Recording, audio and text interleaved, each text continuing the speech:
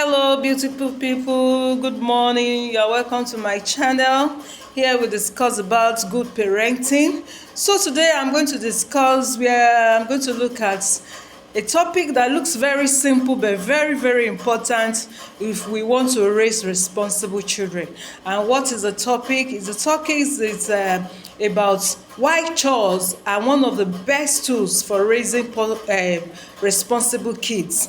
Why chores are one of the best tools for raising responsible kids. You know, these kids, as they grow, we may think they don't know anything. They know everything. They are watching us. We are their examples. They are looking at us and they want to emulate us in everything. So whatever we train them with is what they are going to grow with. So today we are going to be looking at chores as one of the greatest tools to raise responsible kids. So firstly, I want to tell us the reason why chores is very, very important.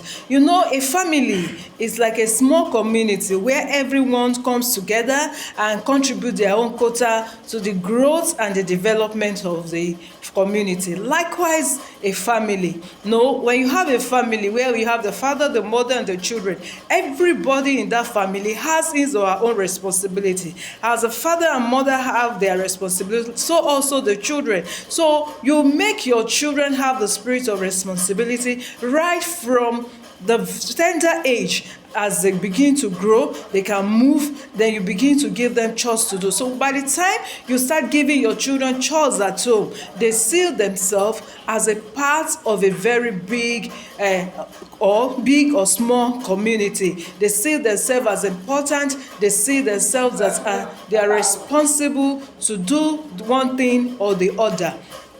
So it helps them to feel that they belong to a particular family. So that's one of the things that chores does for your child. It makes your child to feel that he is part of this family, is part of a large or a big team, and his contribution is very, very important. So if it's only washing of plates that you are assigned to a child, then he or she knows that responsibility is basically for him or her to carry out in his family, and that is his or her own contribution to the growth, the development of the family. So that spirit builds a spirit of cooperation even in the life of your child. So secondly, chores build a strong work ethics in the life of our children. You know, when children are given chores regularly at home, they learn to work. They learn that work is a normal part of life. No, work is a normal part of life. That is what they learned. That is normal part of their life.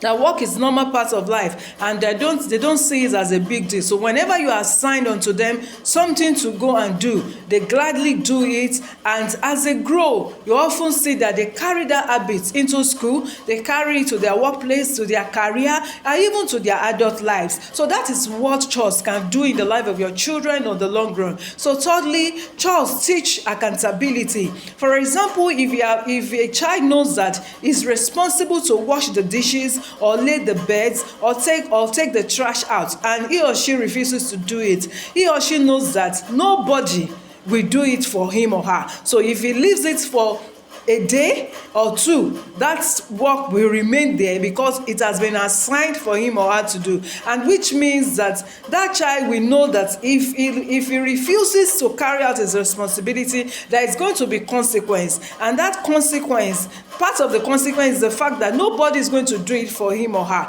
and that responsibility might even be accumulating for him or her to carry out on the long run. So it teaches our children consequences, that there is a connection between responsibility and consequences, and this teaches them that their actions also matter in whatever they do. Another thing that chores helps our children to gain or to benefit is it brings confidence in them. Now, when children complete tasks successfully and they feel capable and useful to themselves, and their parents even praise them for completing their task successfully and doing it well, they feel happy, they feel capable, they feel competent, and they have a good self-esteem of themselves. So to the extent that even when they are outside the home, if they are being assigned to do one thing or the other, they will gladly do it, and they have that spirit in them that of course they can do it, they can achieve it, and that gives them a stronger confidence in other areas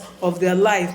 Another thing is that chores help to reduce entitlement. When a child knows that this is what I must do, if I need this, I must do this. Before I could get this, this needs to happen. Before this can happen, I must contribute my quota. So such a child will not have the spirit of entitlement that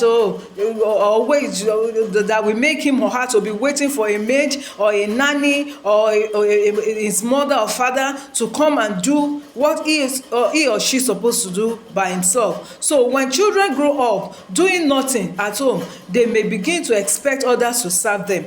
And if you want to raise a responsible child, you don't allow your children to grow up doing nothing. You must teach your child to serve others and to work for themselves.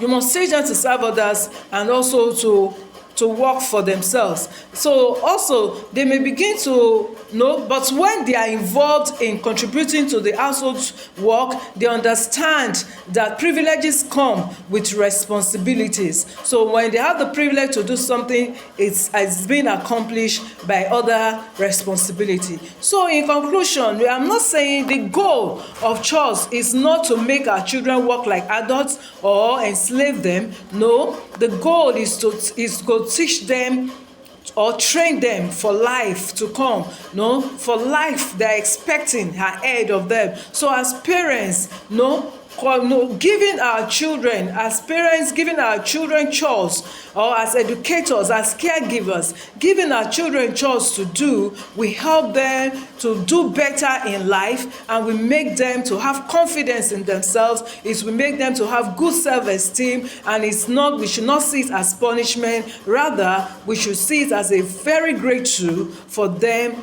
to be what we want them to be as a child that is responsible. So until we meet again next time, I'm saying have a good day and God bless you.